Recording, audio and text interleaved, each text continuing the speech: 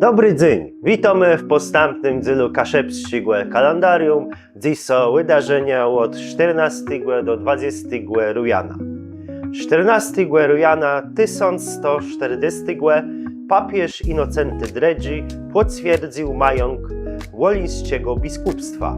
To jest też pierwsza nadcitka w rzece Łebie. 15 rujana 1957 ukazał się pierwszy regularny numer ciągnika Kaszebę. 16 rujana 1280 układ w Rzepce między płemerskim księcem z Ciewoja Dredzim a inowrocławskim księca Zemomisła.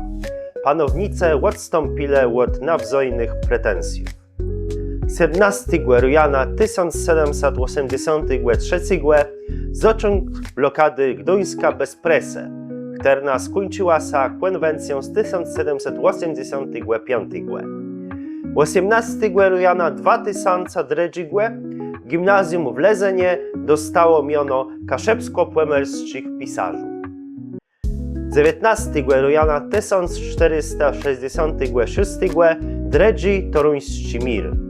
Polsko odzyskała gdańskie Płemyrze, chełmińską i michałowską ziemię. I 20 rujana 1958 umarł Franciszek Pępliński, który razem z familią żył w Fingrowi Hece w Łozu na skutek preszczych ustęgowaniu. To już wszystko na dziś. Do usłyszenia.